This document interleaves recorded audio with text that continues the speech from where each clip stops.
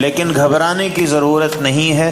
اگر تم ایمان میں پختہ رہو گے تو اللہ میرا خلیفہ ہے ہر مسلمان کے ساتھ. تم اگر ایمان پر رہو گے تو تمہیں پریشانی کی کوئی ضرورت نہیں.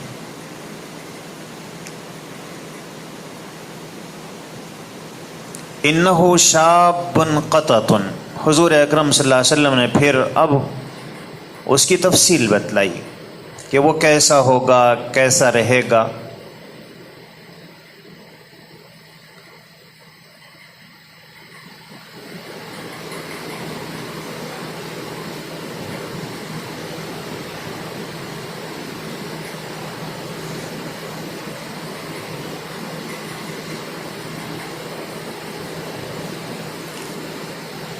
حضور نے فرمایا فمن ادرکہ منکم، جو تم میں سے دجال کو پائے، جس کے زمانے میں دجال آ جائے، فلیقرأ علیہ فواتح سورۃ الکہف، تو سورہ کہف کی ابتدائی آیتیں وہ پڑھے. دجال کے فتنے سے بچ جائے گا. اور یہی وجہ ہے کہ امت میں ہر جمعہ کو جمعہ کی نماز سے پہلے سورہ کہف پڑھنے کا رواج ہے. حضور نے فرمایا انہ خارج خلۃ بین الشام والعراق، یہ شام اور عراق کے درمیان میں ایک راستہ ہے، وہاں سے ظاہر ہوگا. فعاش یمینا وعاش شمالا، پوری دنیا میں پھرے گا. یا عباد اللہ فاثبتوا، اللہ کے بندو اپنے ایمان پر جم جاؤ.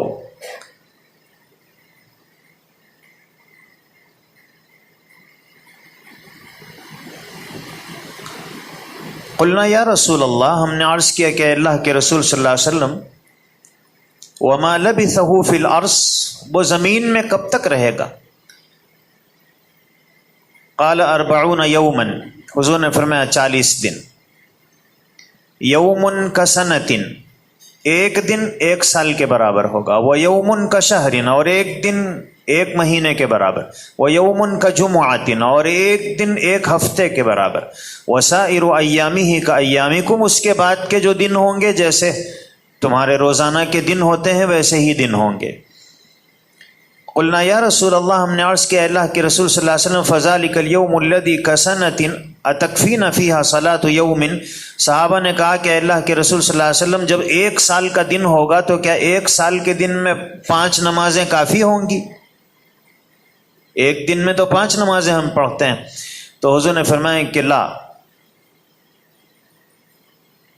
اقدروا لہ قدرہ، اندازے سے پڑھو. کتنے گھنٹے کے بعد تم ظہر کے کتنے گھنٹے کے بعد عصر پڑھتے ہو، اتنے گھنٹے کے بعد عصر پڑھو.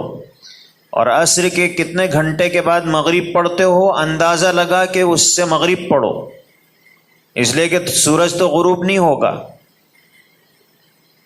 ایک سال کا دن ہوگا. تو اندازے سے نمازیں پڑھتے رہو پورے سال بھر.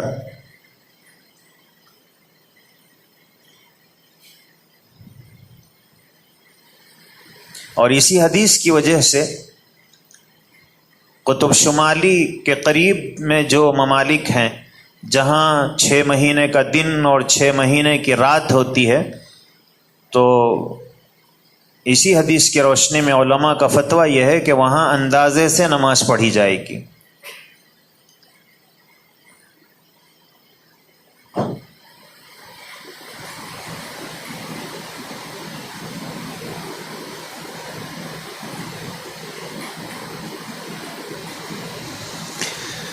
اللہ اکبر. عامر ابن شرحبیل الشعبی کہتے ہیں، انہوں نے حضرت فاطمہ بنت قیس سے پوچھا. حضرت فاطمہ بنت قیس یہ صحابیہ ہیں، یہ حضرت ضحاک بن قیس کی بہن ہیں. وکانت من المہاجرات الاول، ان کا تعارف کرا رہے ہیں کہ یہ سب سے پہلے ہجرت کرنے والی جو خواتین ہیں ان میں سے ہیں. فقال حدثینی حدیثا سمعتیہ من رسول اللہ صلی اللہ علیہ وسلم. عامر ابن شرحبیل نے ان سے کہا کہ آپ ہمیں کوئی ایسی حدیث سنائیے جو آپ نے خود حضور سے سنی ہو. حضرت فاطمہ سے انہوں نے کہا لا تسندیہ الی احد غیرہ، آپ نے کسی اور سے سنا اور انہوں نے پھر حضور سے سنا، ایسی حدیث نہیں. آپ نے ڈائریکٹ جو حضور سے سنی وہ حدیث ہمیں سنائیے. فقالت لئن شئت لأفعلن، انہوں نے کہا کہ ٹھیک ہے میں سناؤں گی. فقال لها اجل حدثینی، تو کہتے ہیں فقالت نکحت ابن المغیرۃ وہی من خیار شباب قریش یومئذ. حضرت فاطمہ کہتی ہیں، فاطمہ بنت قیس، کہ میری شادی ہوئی حضرت مغیرہ کے بیٹے سے، اور وہ قریش کے نوجوانوں میں ایک بہت بہترین نوجوان تھے. لیکن ہوا یہ کہ فأصیب فی اول الجہاد مع رسول اللہ صلی اللہ علیہ وسلم، حضور کے ساتھ جہاد میں تشریف لے گئے اور شہید ہو گئے. فأیمت، تو میں بیوہ ہو گئی. حضرت فاطمہ بنت قیس کہتی ہیں کہ خطبنی عبد الرحمن ابن عوف رضی اللہ عنہ فی نفر من اصحاب رسول اللہ صلی اللہ علیہ وسلم. حضرت عبد الرحمن بن عوف رضی اللہ عنہ نے مجھے پیغام بھیجا نکاح کا کہ میں آپ سے نکاح کرنا چاہتا ہوں. اور حضرت عبد الرحمن بن عوف یہ بہت بڑے درجے کے صحابہ میں اور بہت نمایاں انسانوں میں ہیں، عشرہ مبشرہ میں سے ہیں، 10 جنتی صحابہ میں سے. تو انہوں نے اپنا نکاح کا پیغام بھیجا، اور یہی حضرت عبد الرحمن بن عوف ہیں کہ جب ان کا انتقال ہوا تو ان کے پاس جو سونا تھا، ہمارا شہر کافی مشہور ہے کہ یہاں کا کوئی گھر ایسا نہیں ہے جس میں کوئی نہ کوئی باہر نہ رہتے ہوں، خلیجی ملکوں میں نہ رہتے ہوں. لیکن ہمارے پاس کیا ہے؟ بڑی مشکل سے گھروں میں سونے کے بسکٹ ہوں گے، سونے کی اینٹیں تو کسی گھر میں نہیں. لیکن حضرت عبد الرحمن بن عوف کے پاس سونے کی اینٹیں تھیں. اب اندازہ لگا سکتے ہیں ان کی مالداری کا. اور جب انتقال ہوا تو کلہاڑی سے توڑ کے تقسیم کر لینا پڑا. تو حضرت عبد الرحمن بن عوف نے ان کو نکاح کا پیغام بھیجا، اور وخطبنی رسول اللہ صلی اللہ علیہ وسلم علی مولاۃ اسامۃ بن زید، اور حضور نے ان کو پیغام بھیجا حضرت اسامہ کے بارے میں. اور حضرت اسامہ جو تھے وہ حضور کے منہ بولے بیٹے حضرت زید کے بیٹے تھے، اور حضرت زید ان کے اوپر غلامی کا ٹھپا لگا ہوا تھا کہ غلام کی حیثیت سے بیچے گئے تھے وہ. تو ظاہر ہے کہ ایک غلام کے بیٹے ہیں. اور حضرت عبد الرحمن بن عوف یہ بہت اونچے درجے کے، قریش اونچے خاندان کے، اونچی حیثیت کے مالک. لیکن حضرت فاطمہ بنت قیس کی سوچ دیکھیے، کہتی ہیں کہ وَكُنْتُ قَدْ حُدِّثْتُ، مجھے یہ بتایا گیا تھا کہ ان رسول اللہ صلی اللہ علیہ وسلم قال، حضور نے یہ فرمایا من احبنی فلیحب اسامۃ، کہ حضور نے یہ فرمایا کہ جو مجھ سے محبت رکھتا ہے تو وہ اسے چاہیے کہ اسامہ سے محبت کرے. اس لیے کہ حضرت اسامہ کی حیثیت حضور کے پوترے کی تھی، منہ بولے بیٹے جو تھے ان کے بیٹے تھے، اور حضور بہت چاہتے تھے ان کو.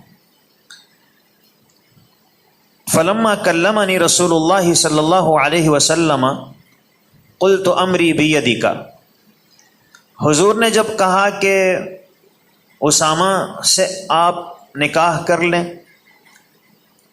تو حضرت فاطمہ نے اس حدیث کو اپنے ذہن میں تازہ کیا کہ جو مجھ سے محبت کرتا ہے وہ اسامہ سے محبت کرے.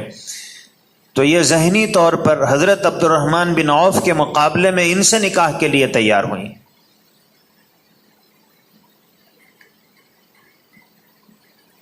انہوں نے کہا امری بیدک، اے اللہ کے رسول صلی اللہ علیہ وسلم میں اپنا معاملہ آپ کے حوالے کرتی ہوں. فانکحنی من شئت، آپ جس سے چاہیں میرا نکاح کر دیں.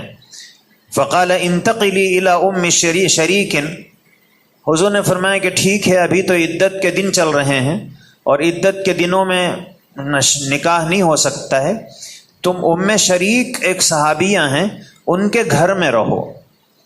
وَأُمُّ شَرِيكٍ امرأة غنية من الانصار عظیمۃ النفقۃ فی سبیل اللہ. حضرت فاطمہ بنت قیس کہتی ہیں کہ ام شریک جو صحابیہ تھیں وہ انصار میں بہت مالدار خاتون تھیں، اور مالدار تھیں، کنجوس نہیں تھیں. عظیمۃ النفقۃ فی سبیل اللہ، اللہ کے راستے میں بہت خرچ کرتی تھی. اس لیے ینزل علیہا ضیفان، حضرت ام شریک کے گھر میں ہمیشہ مہمانوں کا تانتا بندھا ہوا رہتا تھا. فقلت سأفعل، انہوں نے کہا کہ ٹھیک ہے میں ان کے گھر میں رہوں گی. کچھ دیر کے بعد حضور نے فرمایا کہ لا تفعلی، ان کے گھر میں مت رہو، جانے دو. کیوں؟ ان ام شریک امرأۃ کثیرۃ الضیفان، ان کے گھر میں مسلسل مہمان آتے جاتے رہتے ہیں اور سخی خاتون ہیں. فإنی اکرہ ان یسقط عنک خمارک، مجھے یہ اندیشہ ہے کہ تم وہاں رہو گی، مسلسل مہمان آتے جاتے رہیں گے تو کبھی تمہاری اوڑھنی سر پہ رہے گی نہیں رہے گی. او ینکشف الثوب عن ساقیک، اور تمہاری پنڈلی کے اوپر کپڑا کبھی رہے گا کبھی پیجامہ اوپر ہو جائے گا. فَيَرَى الْقَوْمُ مِنْكِ بَعْضَ مَا تَكْرَهِينِ، تو اور تم نہیں چاہو گی کہ بے پردگی ہو، اس لیے ام شریک کے گھر میں مت رہو. وَلَكِنِ انْتَقَلِي إِلَىٰ ابْنِ عَمِّكِ عَبْدِ اللَّهِ ابن عمرو ابن ام مکتوم، حضرت فاطمہ بنت قیس کے چچیرے بھائی تھے اور وہ نابینا تھے، حضرت عبداللہ بن ام مکتوم جو حضور کے مؤذن بھی ہیں اور بہت اونچے درجے کے صحابی ہیں. وَهُوَ رَجُلٌ مِّن بَنِي فِهْرِ قُرَيْشٍ وَهُوَ مِنَ الْبَطْنِ الَّذِي هِيَ مِنْهُ، تعارف کرا رہے ہیں کہ یہ انہی کے خاندان کے ہیں. فَانْتَقَلْتُ إِلَيْهِ، حضرت فاطمہ بنت قیس کہتی ہیں کہ میں وہاں ان کے گھر میں رہنے لگی. فَلَمَّا انقضت عدتی، جب میری عدت مکمل ہوئی تو سمعت نداء المنادی، میں نے کسی پکارنے والے کو یہ پکارتے ہوئے سنا. منادی رسول اللہ صلی اللہ علیہ وسلم ینادی، جو حضور کی طرف سے اعلان کر رہا تھا، اور اعلان یہ کر رہا تھا الصلاۃ جامعۃ، کہ بھئی نماز کے لیے جمع ہو جاؤ. یہ اس زمانے میں لوگوں کو جمع کرنے کے لیے حضور یہ لفظ استعمال کرتے تھے صحابہ، الصلاۃ جامعۃ، وہ نماز کے لیے جمع ہو جاؤ. اور اصل نماز کے لیے جب جمع کیا جاتا تھا تب تو اذان دی جاتی تھی، اور یہ اعلان تھا کہ حضور کسی اہم کام کے لیے آپ لوگوں کو بلا رہے ہیں. فخرجت الی المسجد، حضرت فاطمہ بنت قیس کہتی ہیں کہ میں بھی مسجد چلی گئی. فصلیت مع رسول اللہ صلی اللہ علیہ وسلم، اس کے بعد نماز کا وقت آیا تو میں نے حضور کے ساتھ نماز بھی پڑھی. فکنت فی صف النساء التی تلی ظہور القوم، اور میں عورتوں کی اس صف میں تھی جو مردوں کے بعد سب سے پہلی تھی. مردوں کی صف ختم ہوئی، اس کے بعد جو عورتوں کی صف شروع ہوئی تو پہلی صف میں تھی. فلما قضى رسول اللہ صلی اللہ علیہ وسلم صلاتہ، جب حضور نے نماز مکمل کی تو جلس علی المنبر، حضور ممبر پر بیٹھے. وهو يضحك، حضور مسکرا رہے تھے. فقال لیلزم کل انسان مصلاہ، حضور نے فرمایا کہ سب جو جہاں نماز پڑھا وہیں بیٹھ جائے. ثم قال، پھر حضور نے فرمایا اتدرون لما جمعتکم، حضور نے پوچھا کہ آپ لوگوں کو پتا ہے کہ میں نے آپ لوگوں کو آج کیوں جمع کیا ہے؟ قالوا اللہ ورسولہ اعلم، صحابہ نے کہا کہ اللہ اور اس کے رسول ہی زیادہ جانتے ہیں کہ ہمیں کیوں جمع کیا گیا ہے. قال انی واللہ ما جمعتکم لرغبۃ ولا لرہبۃ، حضور نے فرمایا کہ میں اب جو جمع کیا نہ تم کو کسی ترغیب کے لیے جمع کیا نہ ڈرانے کے لیے جمع کیا.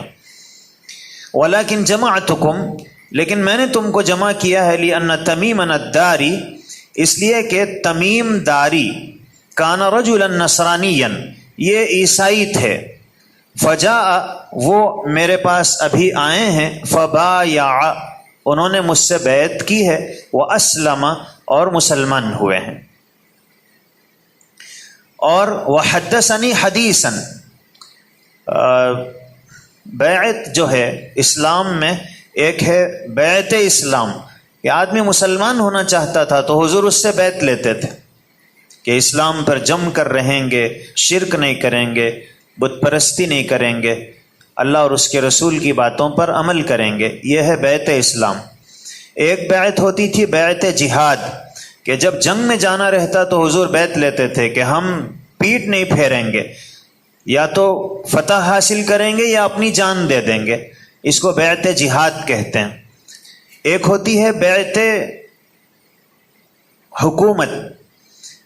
جب حضرت ابوبکر صدیق رضی اللہ عنہ کو خلیفۃ المسلمین بنایا گیا تو سارے اہم لوگوں سے بیعت لی گئی کہ ہم حضرت ابوبکر کو خلیفہ تسلیم کریں گے اور ان کے ماتحت رہیں گے.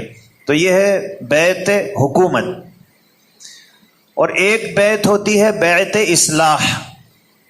چنانچہ احادیث میں ہے کہ حضور نے، قرآن کریم میں بھی ہے، اذا جاءک المؤمنات، جب آپ کے پاس ایمان والی عورتیں آئیں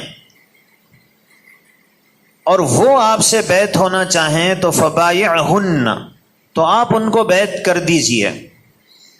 اور حضور نے بتلایا کہ کس چیز پر بیعت کریں. تفصیلات، ان لا تشرکن باللہ، کہ وہ شرک نہیں کریں گی اور بدکاری نہیں کریں گی، چوری نہیں کریں گی، گناہوں سے بچیں گی. تو اذا جاءک المؤمنات کہا گیا ہے، تو اب ظاہر ہے کہ ایمان والے آ کر بیعت کریں گے تو یہ بیعت اسلام تو نہیں ہوگی. کافر آ کر بیعت کرے گا تو بیعت اسلام ہے. تو یہ بیعت اصلاح ہے. چنانچہ ایک مرتبہ حضور نے حضرت جابر سے کہا کہ جابر تم مجھ سے بیعت کیوں نہیں کرتے ہو؟ انہوں نے کہا کہ اللہ کے رسول صلی اللہ علیہ وسلم کس چیز پر میں بیعت کروں؟ تو حضور نے فرمایا کہ اس پر کرو. تو یہ بیعت اصلاح ہے. اور یہ جو بیعت کا، اس بیعت اصلاح کا جو سلسلہ ہے وہ حضور سے آج تک مشائخین میں موجود ہے کہ لوگ اہل اللہ کے مشائخین کے ہاتھ پر بیعت کرتے ہیں اور اپنی اصلاح کی نیت سے. تو حضرت تمیم داری نے حضور سے بیعت کی. اس کے بعد پھر حضور نے فرمایا کہ یہ جو تمیم داری ہے نا، حدثنی حدیثا، انہوں نے مجھے ایک بات بتائی ہے. وافق الذی کنت احدثکم عن مسیح الدجال، میں جو تمہیں دجال کے بارے میں تفصیلات بتلاتا تھا نا، بالکل ہو بہو وہی چیز انہوں نے مجھے آ کر بتلائی. حدثنی، اب کیا بتایا وہ حضور بتلا رہے ہیں. انہ رکب فی سفینۃ بحریۃ، کہ وہ ایک یہ سمندری سفر کر رہے تھے کشتی میں. مع 30 رجلا من لخم و جزام، قبیلہ لخم و جزام کے 30 لوگوں کے ساتھ ان کا سفر ہو رہا تھا. فلعب بهم الموج شہرا فی البحر، 1 مہینے تک سمندر میں طوفان برپا ہو گیا اور موجوں کے تھپیڑے ان کی کشتی کو ڈھکیلتے رہے. ثم ارفعوا الى جزیرۃ فی البحر حتی مغرب الشمس، پھر اس کے بعد یہ اس کشتی کو چھوڑ کر انہوں نے چھوٹی چھوٹی کشتیوں میں سوار ہو کر اپنی جان بچانے کے لیے یہ چلتے رہے تو ایک جزیرے کے پاس یہ پہنچے جب سورج غروب ہونے والا تھا. اب سورج غروب ہو رہا ہے اور جزیرہ ویران ہے. فجلسوا فی اقرب السفینۃ، انہوں نے جو سب سے قریب میں جو کشتی تھی وہ اس میں بیٹھے. فدخلوا الجزیرہ، اس جزیرے میں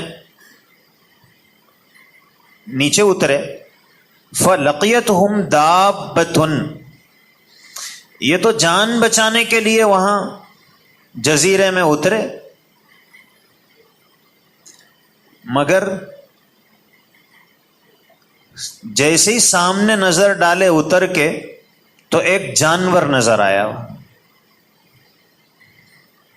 یہ بولے یہ تو ایک خطرے سے بچے، دوسرا سامنے ہے. اور وہ جو جانور تھا کثیر الشعر، احلب کثیر الشعر، بہت زیادہ اس کے اوپر بال تھے. لا يدرون ما قبله من دبره من کثرت الشعر، اگلا حصہ کون سا ہے پچھلا حصہ کون سا ہے سمجھ میں نہیں آ رہا تھا. اس کا چہرہ کدھر ہے اور پیٹھ کدھر ہے، اتنے بال تھے کہ کچھ بھی سمجھ میں نہیں آ رہا تھا. اچھا جانور ہے، نہ سامنے کا حصہ سمجھ میں آ رہا نہ پیچھے کا. فقالوا ویلک ما انتی، تو ہم لوگوں نے کہا کہ تو کون ہے. وہ آدمی جب ڈرا ہوا ہوتا ہے نا تو پھر خوف میں کچھ نہ کچھ بولتا ہے. تو یہ پوچھے کون ہے وہ سمجھے ان کے ڈرانے سے پہلے اپن ڈرانا.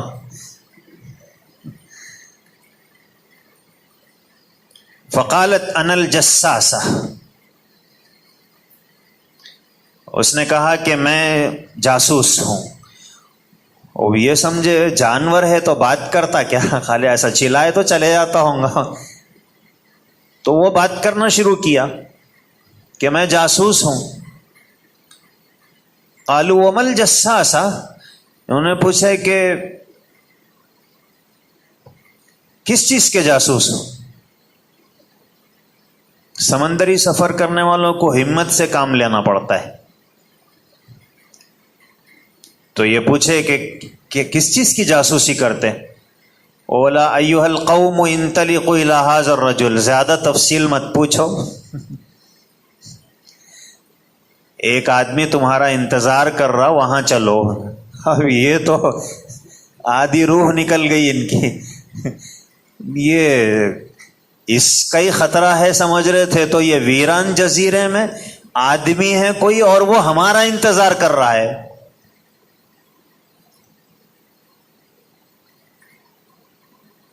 اور فی الدیر، ایک مندر ہے وہاں انتظار کر رہا ہے. فإنہ الی خبرکم بالاشواق، اور اسے تم سے ملنے کا بہت زیادہ اشتیاق ہے، وہ تم سے ملنا چاہتا ہے. انہوں نے بولے یہ کیا پریشانی ہوئی، وہ کون ہے کہ کیا ہے کہ.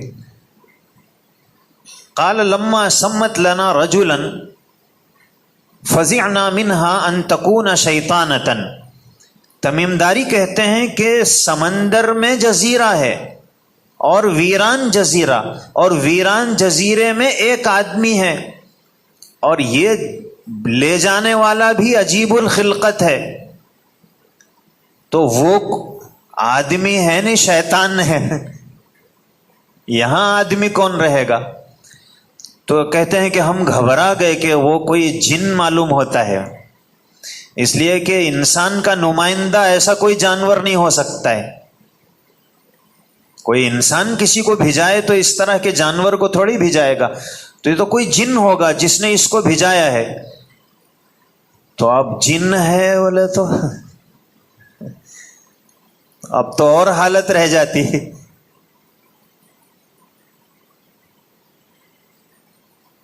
قال فانطلقنا سراعا، بولے کہ بس ہم لوگ تو اب بھاگ تو سکتے نہیں تھے. اب تیز گئے اس کی طرف. حتی دخلنا الدیرہ، یہاں تک کہ ہم لوگ اس کا جو مندر تھا اس میں ہم گئے. فَإِذَا فِيهِ أَعْظَمُ إِنسَانٍ رَأَيْنَاهُ قَطُّ خَلْقًا وَأَشَدُّهُ وِثَاقًا، ہم نے اتنا بڑے جثے والا انسان پہلی مرتبہ دیکھا تھا، آڑا چوڑا. اور مجموعۃ یداہ الی عنقہ، مگر اس کے ہاتھ ایسا بندھے ہوئے تھے، زنجیروں میں جکڑا ہوا تھا.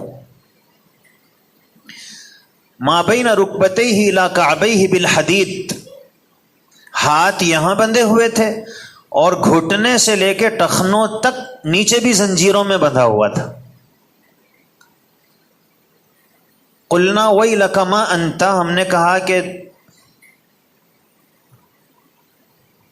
کون ہے تو؟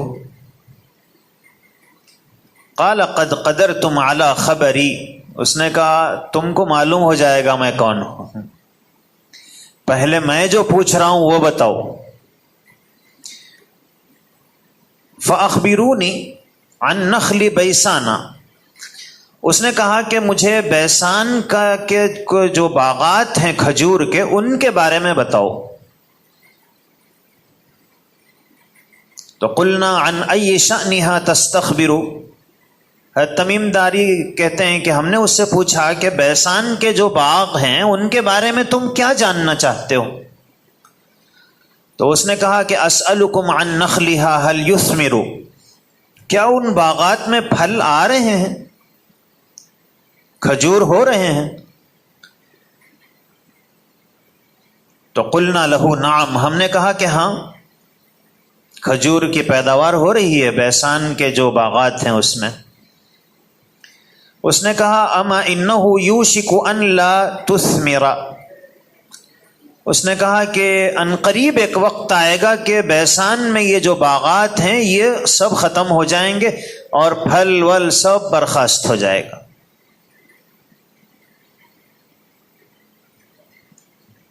یہ جو بیسان ہے یہ اب جو اسرائیل ہے وہاں ایک شہر کا نام ہے، ایک جگہ کا نام ہے جہاں کسی زمانے میں بہت باغات تھے، اب صرف 2 باغ رہ گئے ہیں اور ان میں بھی کھجور نہیں ہوتے. تو اس نے جو کہا تھا کہ کھجور ہو رہے ہیں، تو حضرت تمیم داری جس وقت بتلا رہے ہیں جب تو بے حساب کھجور ہوتے تھے اور اب کھجوروں کا سلسلہ بند ہو گیا ہے. تو دجال نے جو کہا تھا کہ وہ ختم ہو جائے گا، ہو گیا.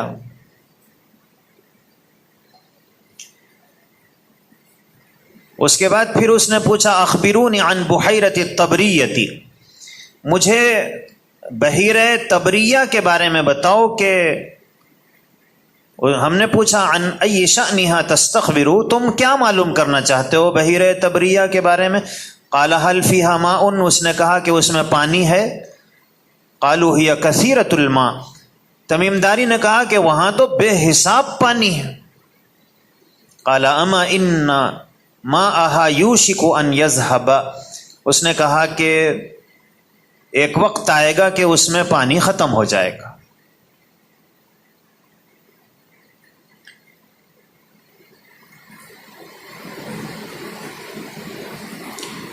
اور یہ جو بحیرہ طبریہ ہے یہ بھی فلسطین ہی میں ہے، اور اسرائیل کی جہاں حکومت ہے وہ اسی میں ہے. یہ بھی اور یہ جو اس حدیث میں دجال نے جو کہا کہ پانی اس کا ختم ہو جائے گا، اس کا پانی تیزی کے ساتھ ختم ہو رہا ہے. ابھی جو بحیرہ طبریہ ہے وہاں پانی بہت تیزی سے گھٹ رہا ہے. اس نے پھر پوچھا کہ اخبرونی عن عین زغر، کہ زغر نام کا جو چشمہ ہے اس کے بارے میں مجھے بتاؤ. حضرت لوط علیہ السلام کی 2 بیٹیاں تھیں، ایک کا نام تھا ربہ اور ایک کا نام تھا زغر. ربہ کا جہاں انتقال ہوا اور ان کو دفن کیا گیا اس کے قریب میں جو چشمہ تھا وہ عین ربہ کے نام سے مشہور ہے، اور یہ زغر جو تھی ان کا جہاں انتقال ہوا وہاں جو چشمہ تھا وہ عین زغر کے نام سے آج تک بھی پہچانا جاتا ہے۔ تو اس نے پوچھا کہ یہ زغر کا جو چشمہ ہے نا اس کے بارے میں مجھے بتاؤ۔ تو انہوں نے پوچھا ان ای شأنھا تستخبر، تم کیا جاننا چاہتے ہو؟ قال هل فی العین ماء، چشمے میں پانی ہے، وهل يزرع اهلها بماء العین، کیا اس چشمے کے پانی سے وہاں کے باشندے اپنے کھیتیوں کو سیراب کر رہے ہیں؟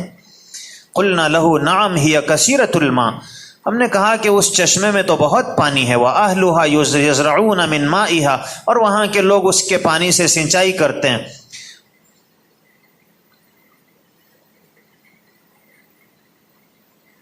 دجال نے 3 سوالات بھی پانی ہی کے بارے میں کیے۔ اب آگے آئے گا کہ دجال کے آنے سے پہلے دنیا میں واٹر لیول گھٹ جائے گا، کورٹلے میں بھی 1000 فٹ بھی کھودے تو بور میں پانی نہیں نکلیں گا ہم۔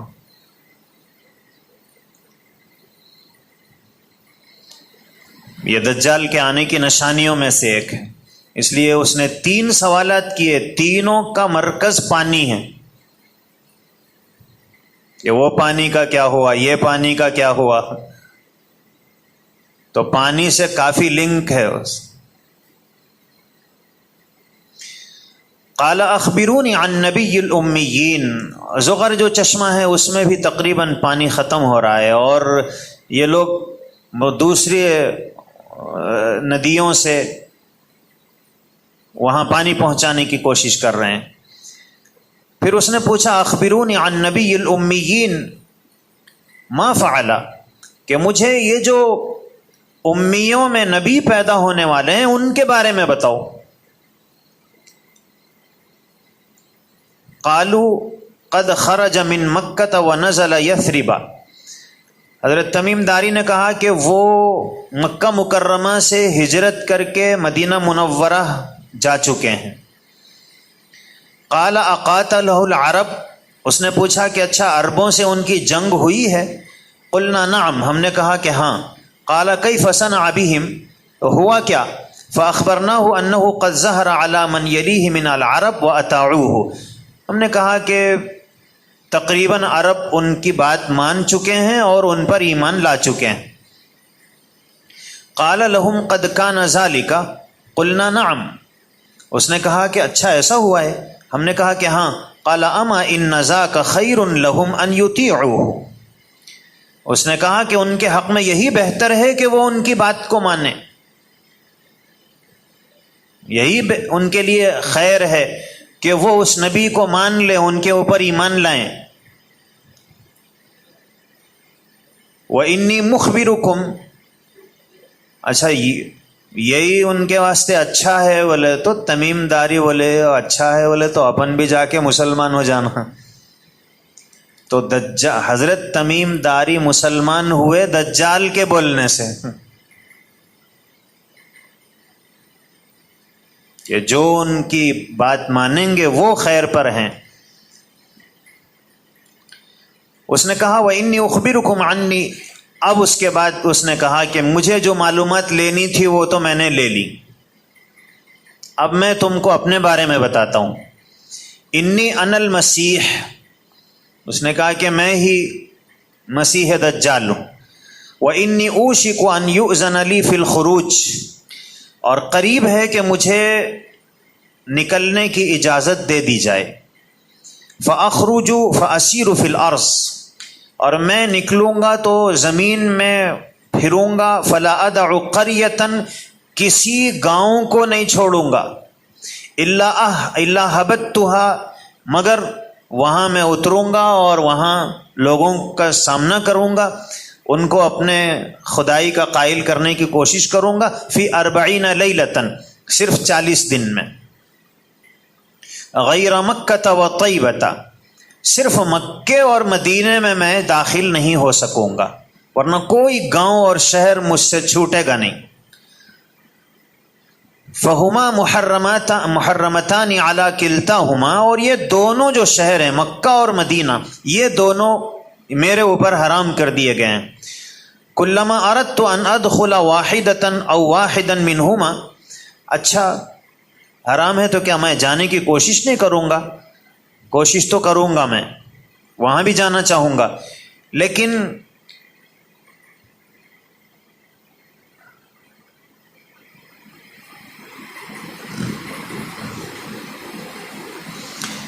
استقبلنی ملک بیدہ السیف سلطن، جب میں مکے میں اور مدینے میں داخل ہونے کی کوشش کروں گا تو پھر ایک فرشتہ ننگی تلوار کے ساتھ میرا سامنا کرے گا، وہ مجھے اندر جانے نہیں دے گا. فقال وطعن یصدنی عنہا وان علی کل نقب منہا ملائکۃ یحرسونہا، اس نے کہا کہ مدینہ منورہ کے اور مکہ مکرمہ کے ہر راستے پر فرشتے کھڑے ہوئے ہوں گے جو ان شہروں کی نگرانی کر رہے ہوں گے. قال رسول اللہ صلی اللہ علیہ وسلم، حضرت فاطمہ بنت قیس رضی اللہ عنہا کہتی ہیں کہ رسول اللہ صلی اللہ علیہ وسلم نے یہ بات ارشاد فرمائی، وَطَعْنَ بِمِخْصَرَتِهِ فِي الْمِنبَرِ، اور حضور نے اپنی چھوٹی انگلی کو ممبر کے اوپر اس طرح مارتے ہوئے کہا کہ هَذِهِ طَيْبَةُ هَذِهِ طَيْبَةُ هَذِهِ طَيْبَةُ، یہ ہے مدینہ طیبہ، یہ ہے مدینہ طیبہ، یہ ہے، اور یعنی المدینہ. الا هل كنت حدثتكم ذلك، تمیم داری نے جتنی تفصیلات تم کو بتلائیں کیا میں نے تم کو اس سے پہلے نہیں بتایا تھا؟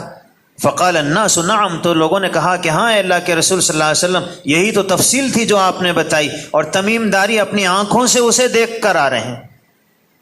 جو تفصیل آپ نے پہلے بتائی تھی یہ اس کو دیکھ کر آ رہے ہیں.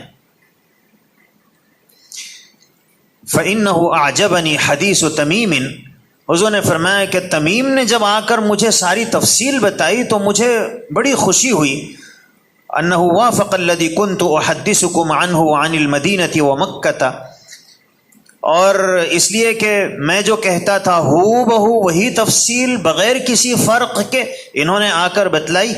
تو الا انہ فی بحر الشام او بحر الیمن، اور پھر حضور نے فرمایا کہ یہ جو دجال ہے یہ شام کے سمندر میں یا یمن کے سمندر میں، حضور نے فرمایا کہ نہیں، بل من قبل المشرق، بلکہ وہ مشرق کی طرف ہے. ما ہوا من قبل المشرق، ما ہوا من قبل المشرق، ما ہوا واومأ بیدہ الی المشرق، حضور نے مشرق کی طرف اشارہ کیا کہ ادھر ہے ادھر ہے. اور اس کے بعد فحفظت ھذا من رسول اللہ صلی اللہ علیہ وسلم، حضرت فاطمہ بنت قیس کہتی ہیں کہ یہ بات، یہ حدیث میں نے حضور سے یاد کی ہے.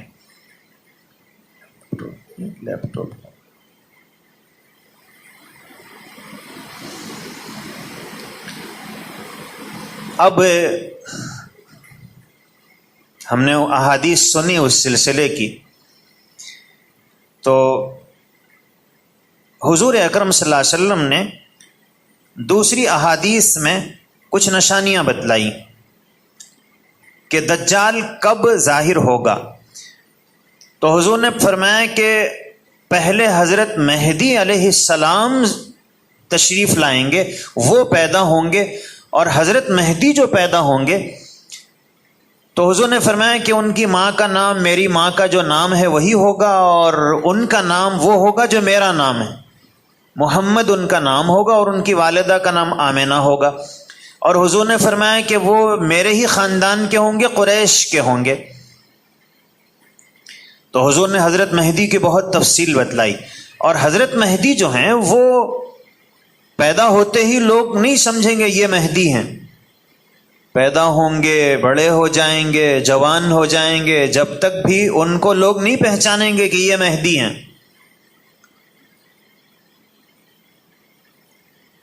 کعبۃ اللہ کے پاس طواف کرتے رہیں گے اور بالکل بے چینی کا ماحول رہے گا، سب انتظار میں رہیں گے کہ حضرت مہدی کب تشریف لائیں گے. اور بہت سارے علماء ان کی تلاش میں حرم شریف گئے ہوئے ہوں گے. اور وہ وہاں ان کو تلاش کر رہے ہوں گے. یعنی اتنا گویا حالات اس رخ پر رہیں گے کہ سب انتظار میں رہیں گے، اور لوگ پہچانیں گے کہ یہ ہے حضرت مہدی. اور جیسے ہی پہچانیں گے کہ آپ مہدی ہیں، یہ بولیں گے، یہ اپنے کو چھپانا چاہیں گے، مگر لوگ پہچانیں گے تو وہ وہاں سے بھاگ جائیں گے، وہ مکہ چلے جائیں، مکے سے مدینہ چلے جائیں گے. لیکن ظاہر ہے کہ وہ تو مہدی ہیں، تو لوگ وہاں جا کے بھی ان کو پکڑیں گے اور کہیں گے کہ نہیں، آپ ہم سے بیعت لیجئے، ہم آپ کے ہاتھ پہ بیعت ہونا چاہتے ہیں. تو پھر حضرت مہدی ان کو بیعت کریں گے، اور پھر حضرت مہدی کا پھر ایک لشکر تیار ہوگا. تو پہلے حضرت مہدی آئیں گے، اس کے بعد دجال آئے گا. اور یہ جو دجال آئے گا زنجیروں میں جکڑا ہوا ہے، زنجیروں سے چھوٹتے ہی فوراً آ کر کمالات نہیں دکھائے گا. وہ اس واسطے کہ اس کو کوئی پہچانتے ہی نہیں، آتے کچھ تو بھی میرے کو مانو، بولے تو آپ ہیں کون؟ تو یہ چھوٹتے ہی فوراً آ کے مانو نہیں کہے گا. یہ زنجیروں سے جب آزاد ہوگا اس کے بعد پھر کئی سال تک تو یہ پبلک میں اچھے کام کرے گا. جب پہچان ہو جائے گی تو پھر اس کے بعد اپنے کارنامے آگے کرے گا.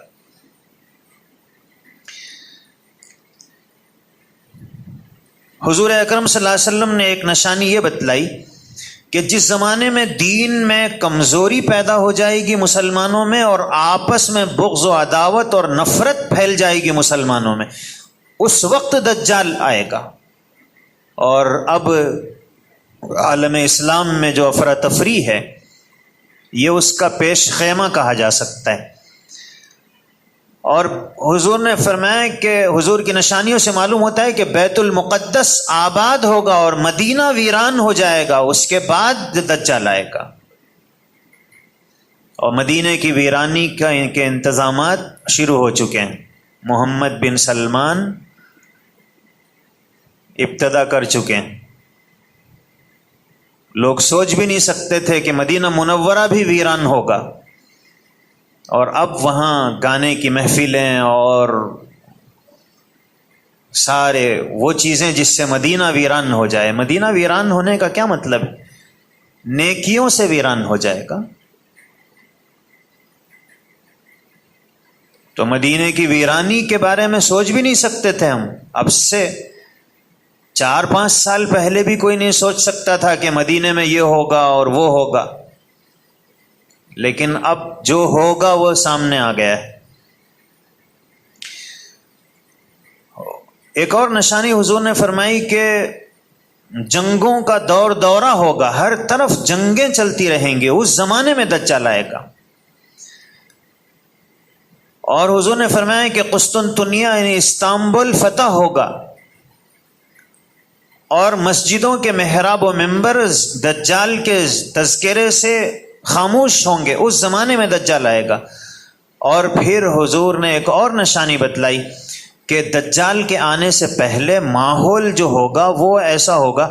حضور کہتے ہیں کہ ان امام الدجال سنین خداعۃ، دجال کے آنے سے پہلے دھوکے کے سال ہوں گے. دھوکہ کس قسم کا؟ یکذب فیہ الصادق، جو اس زمانے میں سچا ہوگا لوگ اس کو جھوٹا کہیں گے. اور وَيُصَدَّقُ فِيهِ الْكَاذِبُ، جو جتنا بڑا جھوٹا ہوگا لوگ اس کو اتنا سچا سمجھیں گے. وَيُؤْتَمَنُ فِيهِ الْخَائِنُ، جو خیانت کرنے والا ہوگا لوگ اس کو امانت دار کہیں گے. خیانت کرنے والا جو ہوگا اس کو امانت دار کہیں گے، پورے ووٹ اس کی طرف.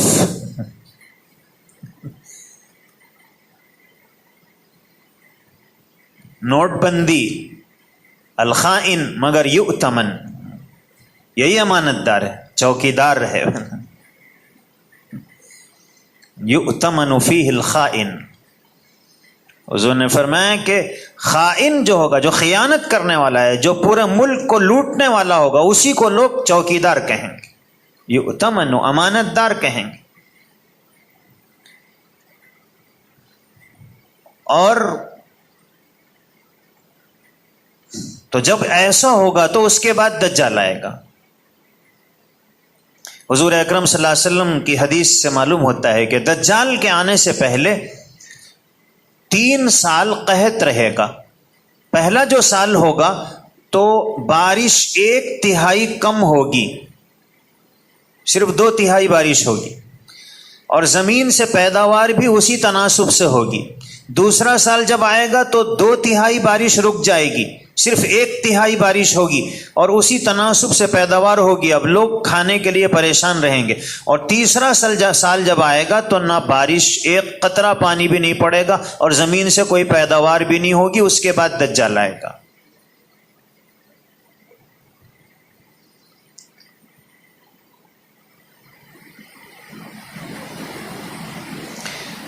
صحابہ کرام نے پوچھا کہ اے اللہ کے رسول صلی اللہ علیہ وسلم،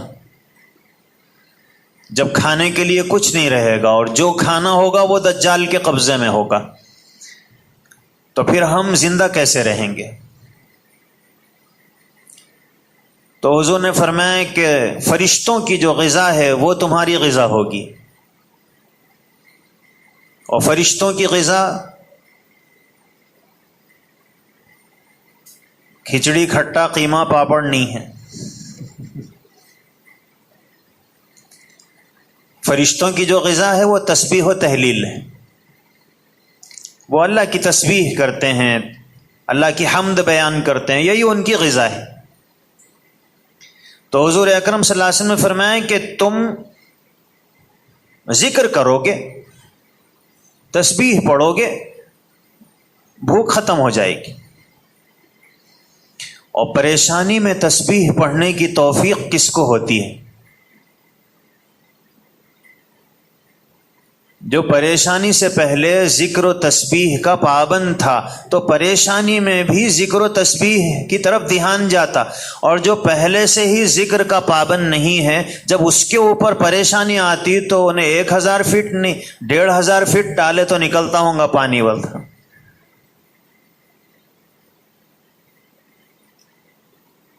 بور سوکھ گئے تو لوگ یہ تھوڑی بولتے ہیں بھئی مسجد میں جا کے 1-2 رکعت نماز پڑھ کے اللہ سے دعا کریں گے اللہ پانی نکل جاؤ. یہ تو کوئی نہیں بولتا ہے. مالک مکان بولتا 1000 پہ نہیں نکلا اور مارو.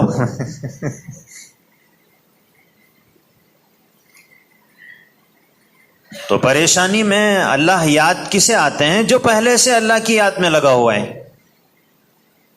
اس لیے دجال کے زمانے میں جب لوگ کھانے کے لیے پریشان ہوں گے تو ذکر کرنا چاہیے. یہ خیال ان کو آئے گا جو پہلے سے ذکر کے پابند ہیں، اور جو پابند نہیں ہے تو وہ کہیں گے چلو احتجاج کریں گے، ریالیاں نکلیں گی.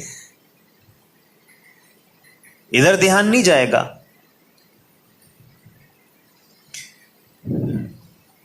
اللہ کے رسول صلی اللہ علیہ وسلم نے فرمایا کہ دجال کے آنے سے پہلے عربوں کی تعداد گھٹ جائے گی اور غیر عرب ان کی تعداد بڑھ جائے گی.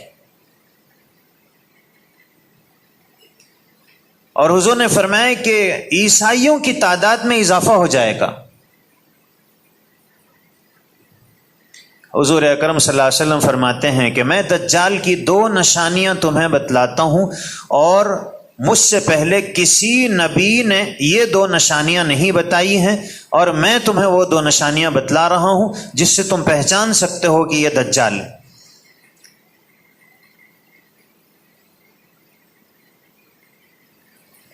سب سے پہلی چیز، وہ آنکھوں سے نظر آ رہا ہوگا، اور اللہ اس دنیا میں آنکھوں سے نظر نہیں آتے.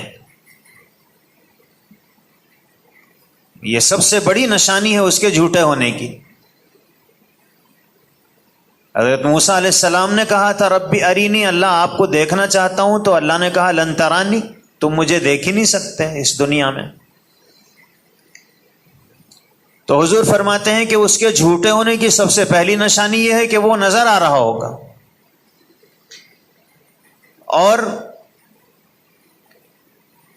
کھانا کھائے گا، پانی پیے گا، نیند بھی اسے آئے گی، اور اللہ نہ کھاتے ہیں نہ پیتے ہیں نہ سوتے ہیں، اور یہ سب مجبوریاں اس کے ساتھ لگی ہوئی ہوں گی.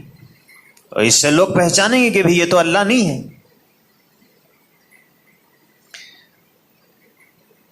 اور حضور نے فرمایا کہ وہ کانا ہوگا، اور ظاہر ہے کہ اللہ کہ نماز میں جو خشوع ہوتا ہے وہ امت میں سب سے پہلے ختم ہو جائے گا، اور آخری چیز جو تم گنوا دو گے وہ نماز ہے۔ پہلے نماز کا خشوع ختم ہوگا اور آخر میں امت میں سے نماز ختم ہوگی۔ اس لیے جماعت کا عنوان ہے کل میں نماز کی محنت، کہ نماز امت میں باقی رہے، اور جب نماز ختم ہوگی تو پھر دجال آئے گا۔ حضرت حذیفہ کہتے ہیں کہ 2 فرقے ہوں گے، ایک کہے گا کہ 5 نمازیں کہاں سے آ گئیں، ہم سے پہلے والے گمراہ تھے اس لیے 5 پڑھتے تھے، اللہ نے تو کہا ہے اقیم الصلاۃ طرفی النہار وزلفا من اللیل، دن کے 2 کناروں اور رات کے کچھ حصے میں نماز پڑھو، تو 3 ہی ہوئے۔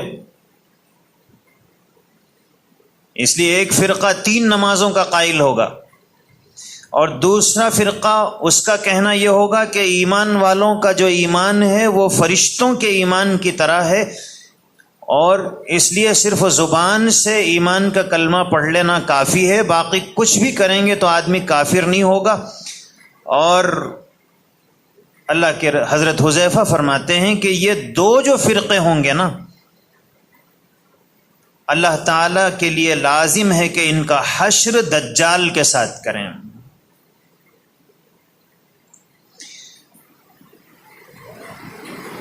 حضرت ابن ابی ملیکہ کہتے ہیں کہ ایک دن میں صبح کے وقت حضرت عبداللہ بن عباس رضی اللہ عنہ کے پاس تھا۔ انہوں نے فرمایا کہ میں گزشتہ رات میں پوری رات سو نہیں سکا۔ تو ابن ابی ملیکہ نے پوچھا کہ آپ کیوں نہیں سو سکے؟ تو حضرت عبداللہ بن عباس نے فرمایا کہ دمدار ستارہ طلوع ہوا تھا، مجھے اندیشہ ہوا کہ دجال آ گیا ہے۔ تو یہ بھی ایک نشانی ہے کہ دمدار ستارہ جب طلوع ہوگا تو اس زمانے میں دجال آئے گا۔ اور حضرت عبداللہ بن عباس نے اس کو دیکھا، اور 25 مارچ 1996 کو بھی دمدار ستارہ واضح طور پر دنیا میں دیکھا گیا۔ اس کے بعد جنوری 2007 میں بھی لوگوں نے دمدار ستارے کو دیکھا۔ تو جو نشانی بتائی گئی ہے کہ دمدار ستارہ طلوع ہو جائے گا وہ ہو چکا ہے۔ حضرت عبداللہ بن عمرو بن عاص کہتے ہیں کہ الدجال للدجال آیات معلومات، دجال کی کچھ صاف صاف نشانیاں ہیں کہ وہ کس زمانے میں آئے گا۔ کہتے ہیں اذا غارت العیون، جب چشمے نیچے چلے جائیں گے، یعنی واٹر لیول کم ہو جائے گا، گھٹ جائے گا۔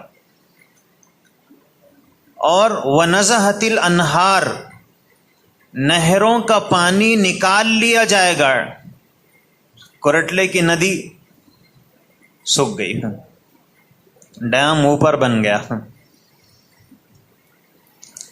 تو نہروں کا پانی نکال لیا جائے گا۔ کیسا نکالیں گے پانی؟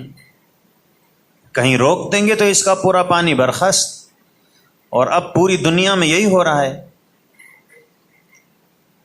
اور وَأَصْفَرَ الرَّيْحَانُ، گھاس پیلی ہو جائے گی۔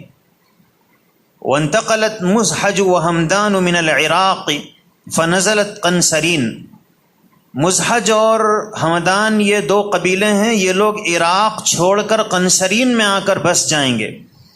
فَانْتَظِرُوا الدَّجَّالَ غَادِيًا أَوْ رَائِحًا، حضرت عبداللہ بن عمرو بن عاص نے فرمایا کہ جب یہ سب ہو جائے تو پھر تم انتظار کرو کہ وہ کسی بھی صبح یا شام میں آ سکتا ہے۔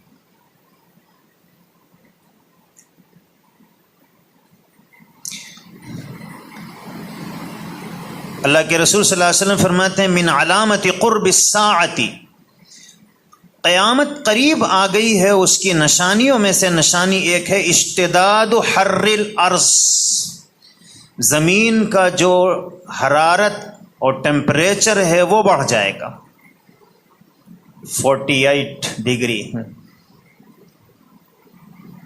بولے اب سے 50 سال پہلے اتنی گرمی ہوئی تھی۔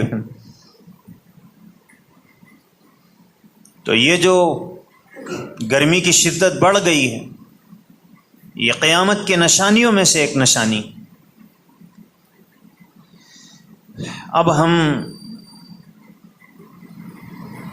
دجال کے فتنے سے کیسے بچ سکتے ہیں اور دجال کو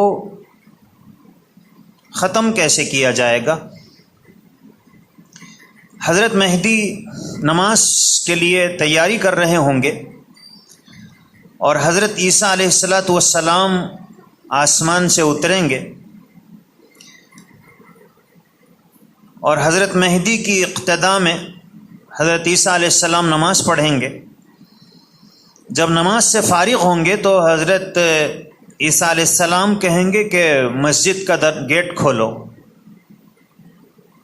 گیٹ بند رہے گا، گیٹ کھولو۔ جیسے ہی گیٹ کھولیں گے تو دجال 70,000 یہودیوں کے ساتھ سامنے کھڑا ہوا ہوگا۔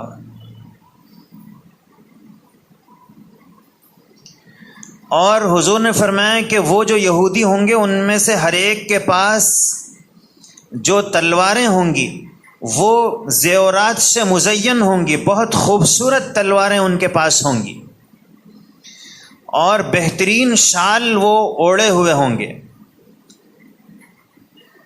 اور حضور نے ایک بڑی عجیب بات بتائی کہ حضرت مہدی کے ساتھ جو مسلمان رہیں گے ان کی تعداد 1200 ہوگی، اور اس میں سے 800 مرد اور 400 عورتیں رہیں گی۔ اب یہاں امتحان ہے کہ لوگ چھٹیں گے، دجال کی طرف کون جانے والا ہے، حضرت مہدی کی طرف کون۔ اب جیسے ہی حضرت عیسیٰ علیہ السلام کی نظر اس کے اوپر پڑے گی تو اللہ کے نبی صلی اللہ علیہ وسلم فرماتے ہیں کہ ذاب کما یذوب الملح، نمک جیسے پگھلتا ہے دجال پگھلنا شروع ہو جائے گا، بھاگے گا وہ جیسے ہی حضرت عیسیٰ علیہ السلام کو دیکھے گا، اور اس کے پیچھے یہودی بھاگیں گے اور حضرت عیسیٰ علیہ السلام بھی چھوڑیں گے نہیں اسے۔ اور حضرت عیسیٰ علیہ السلام کی جو سانس ہے، حضرت عیسیٰ علیہ السلام جو سانس لیں گے تو ان کی سانس جہاں تک پہنچے گی وہاں تک کوئی کافر زندہ نہیں رہے گا، اور حضرت عیسیٰ علیہ السلام کی سانس بہت دور تک پہنچے گی۔ تو سوال یہ ہے کہ پھر دجال مر کیوں نہیں گیا؟ اللہ تعالیٰ نے دجال کے لیے یہ فیصلہ کیا ہے کہ یہ حضرت عیسیٰ علیہ السلام کے نیزے سے مرے گا، حضرت عیسیٰ علیہ السلام اس پر حملہ کریں گے اور حضرت عیسیٰ علیہ السلام قتل کریں گے۔ تو اگر ان کے پہنچنے سے پہلے ہی مر گیا تو پھر یہ نہیں ہوگا نا، تو دجال بھاگے گا۔ اور حدیث میں ہے کہ لد ایک جگہ ہے، ایک مقام ہے، وہاں حضرت عیسیٰ علیہ السلام دجال کو پکڑ لیں گے۔ اور عجیب بات ہے کہ لد یہ بھی اسرائیل میں ہے۔ اب جو اسرائیل اور یہودیوں کو اتنا یقین ہے کہ دجال کو یہاں پکڑا جائے گا تو وہ پکڑا نہ جائے اس کے انتظامات انہوں نے کیے ہیں، ایئرپورٹ وہاں بنائے، لد پر ایئرپورٹ بنایا گیا۔ ان کو یقین ہے کہ دجال یہاں تک تو پہنچ جائے گا، اب یہاں سے اس کو کیسا لے جانا ہے اس کی تیاری کرنا ہے۔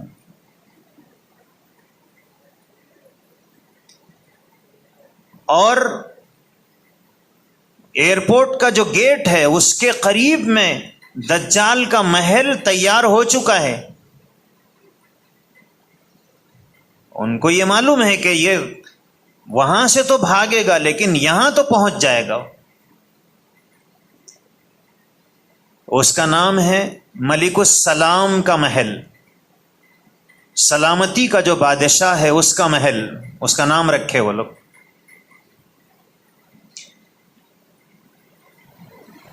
حضرت عیسیٰ علیہ السلام وہاں پہنچیں گے اور حدیث میں ہے کہ اس کے سینے کے بیچ میں نیزے سے ماریں گے اور پھر وہ جہنم رسید ہوگا. اب جب وہ مرے گا تو یہ جو یہودی اس کے ساتھ میں ہیں ان کا تو باس چلے گیا، تو اب یہ بھاگیں گے. اور اللہ کے رسول صلی اللہ علیہ وسلم فرماتے ہیں کہ اس وقت یہ ہوگا کہ کوئی بھی یہودی کسی پتھر کے پیچھے، کسی درخت کے پیچھے اگر چھپنے کی کوشش کرے گا تو وہ پتھر خود بات کرے گا اور کہے گا کہ یا عبد المسلم، یا عبد اللہ المسلم، کہ اے مسلمان. اب ظاہر ہے کہ وہ پتھر کو کیا معلوم ان کا نام گھوڑو صاحب ہے یا نتھڑ صاحب ہے. تو اس لیے وہ کہے گا یا عبد اللہ المسلم، اے مسلمان بھائی ہیں. ھذا یہودی، یہ یہودی ہے، فتعال اقتلہ، ادھر آ کے اس کو مارو. اور اللہ کے رسول صلی اللہ علیہ وسلم فرماتے ہیں کہ سارے درخت چھپتے ہی بتائیں گے، صرف ایک درخت ہے غرقد کا. غرقد جیسے ببول اور کیکر کے درخت ہوتے ہیں اس ٹائپ کا درخت. حضور نے فرمایا کہ یہ درخت نہیں بتائے گا کہ میرے پیچھے یہودی چھپا ہوا ہے. اور دنیا میں کچھ چیزیں، یعنی ہم یہ سمجھتے ہیں کہ انسان ہی انسانوں سے کو محبت کرتے ہیں یا انسانوں ہی کا انسانوں سے تعلق ہے، لیکن احادیث کو پڑھتے ہیں تو معلوم ہوتا ہے کہ انسانوں کے علاوہ بھی بہت سی چیزوں کا بہت سے انسانوں سے تعلق ہے. اللہ کے نبی صلی اللہ علیہ وسلم نے فرمایا احد کے بارے میں، ھذا جبل یحبنا ونحبہ، کہ یہ جو احد کا پہاڑ ہے یہ ہم سے محبت کرتا ہے اور ہم اس سے محبت کرتے ہیں. پہاڑ بھی مسلمانوں سے محبت کرتا ہے. حضرت ابراہیم علیہ السلام کو جب نمرود نے آگ میں ڈالا تھا تو ساری دنیا کے ان پرندوں چرندوں کی خواہش یہ تھی کہ آگ بجھ جائے، لیکن گرگٹ پھونک مار رہا تھا اس میں اور بھڑکے. تو پتہ چلا کہ اس کو ایمان والوں سے دشمنی ہے، اس واسطے آپ مارے تو غیر مسلم مارنے نہیں دیتے اسے، ان کا فیوریٹ ہے وہ.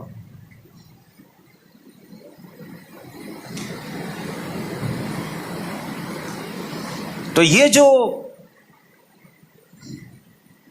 غرقد کا درخت ہے یہ یہودیوں کا فیوریٹ ہے.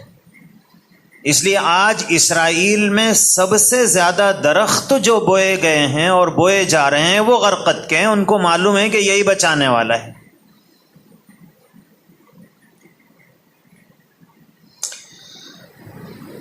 اب دجال سے بچنے کے لیے ہمیں کیا کیا کرنا ہے؟ سب سے پہلی چیز تو یہ کہ ہم نے جو احادیث پڑھی تھیں اور بہت ساری چیزیں ہم نے معلوم کی تھیں، اس میں سے ایک چیز یہ تھی کہ جو ایمان میں مضبوط رہیں گے وہ دجال کے فتنے میں نہیں پڑ سکیں گے.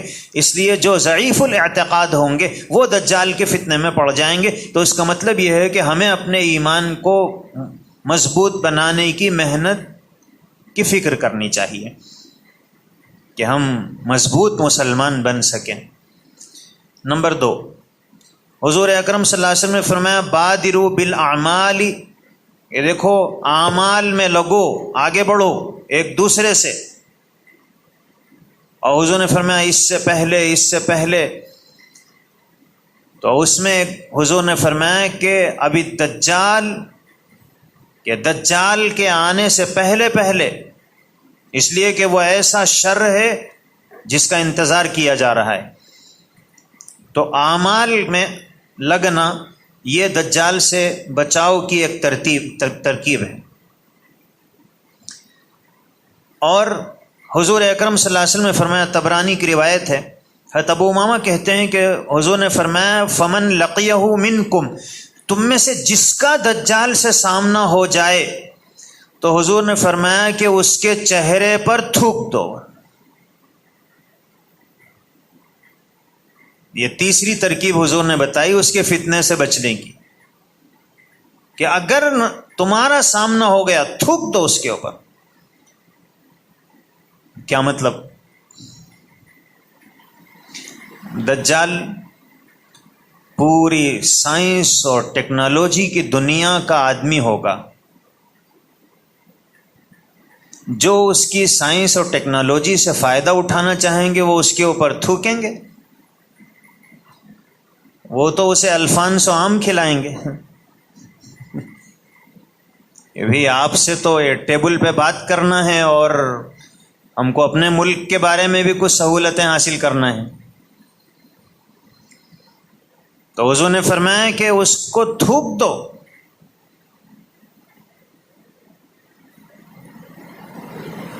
اور اللہ کے رسول صلی اللہ علیہ وسلم نے فرمایا کہ جس کا بھی دجال سے سامنا ہو تو وہ یہ کہے کہ تو ہمارا رب نہیں ہے، ہمارا رب تو اللہ ہے، اسی پر ہمارا بھروسہ ہے، ہم اسی کی طرف رجوع کرتے ہیں اور تیرے شر سے اللہ کی پناہ میں آتے ہیں. حضور اکرم صلی اللہ علیہ وسلم نے دجال سے بچنے کے لیے ایک چیز سکھائی کہ نماز میں اذا تشہد احدکم، جب تم میں سے کوئی اتحیات پڑھ لے تو اس کے بعد پھر دجال سے بچنے کے لیے دعا کرے. تو نمازوں میں دجال سے حفاظت کے لیے دعائیں کرنے کا اہتمام، یہ انسان کو دجال سے بچاتا ہے. یاد کر لینا چاہیے دعا کو، اور نمازوں میں اس دعا کو بھی پڑھنا چاہیے. سورہ کہف مکمل یا اس کی شروع کی یا آخر کی 10 آیتیں، یہ جو یاد کر لیں گے وہ دجال کے فتنے سے بچیں گے. تو سورہ کہف کی کم از کم شروع کی 10 آیتیں یاد کر لینا چاہیے اور اسے پڑھتے رہنا چاہیے. جو لوگ مکہ اور مدینے میں رہیں گے وہ دجال کے فتنے سے بچیں گے. اب ظاہر ہے کہ یہ تو ہمارے اختیار میں نہیں ہے.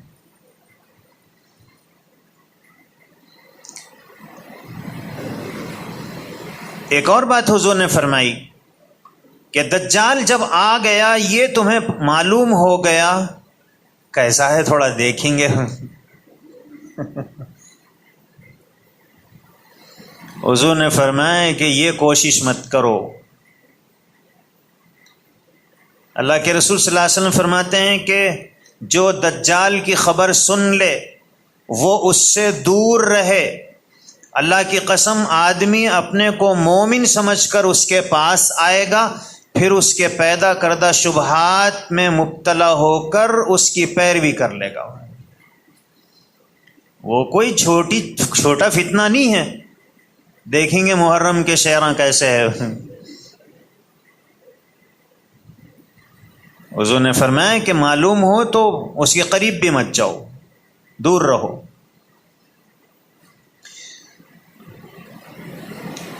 اور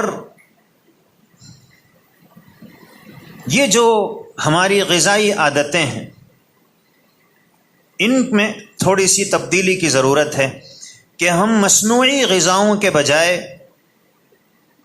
قدرتی غذاؤں کے استعمال کے عادی بن جائیں. ابھی ہم لوگ آدھا ہوئے ہیں، آدھی قدرتی اور آدھی مصنوعی غذائیں کھا رہے ہیں.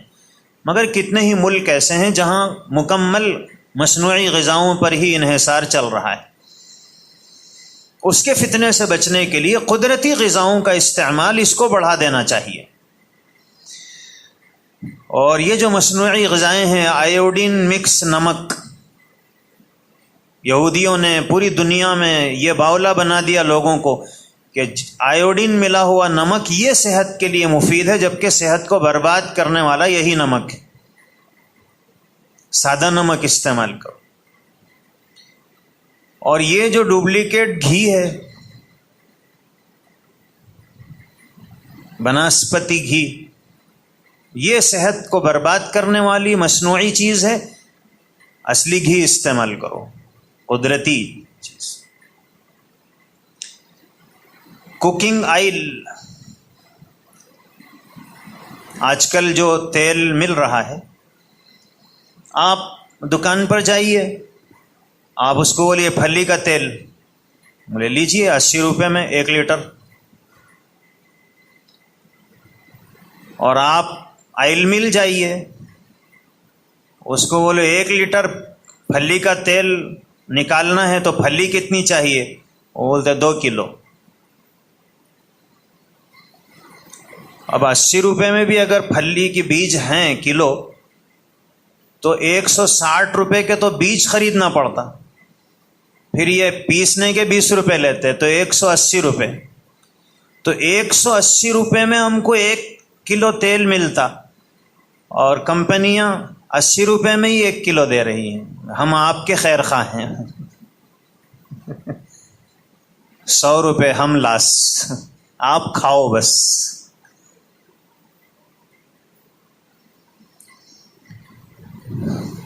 تو یہ جو آئل ہے یہ ہماری صحت کو نقصان پہنچا رہا ہے، اور یہ مصنوعی غذاؤں کا انحصار، اس سے بچنے کی ضرورت ہے. ایسے ہی ڈبہ بند دودھ، جو پیک دودھ، پیپسی، کوکا کولا اور کوک جتنے ہیں، بچوں کے چاکلیٹ، والز آئس کریم، تقریباً 6000 زہریلے کیمیکل ہمارے کھانے پینے کی چیزوں میں شامل کر دیے گئے ہیں. کولڈ ڈرنکس کے استعمال سے شوگر کا مرض جتنا بڑھ رہا ہے لوگوں کو پتہ ہے، لیکن اس کے باوجود لوگ کولڈ ڈرنکس کو خوشی سے استعمال کر رہے ہیں.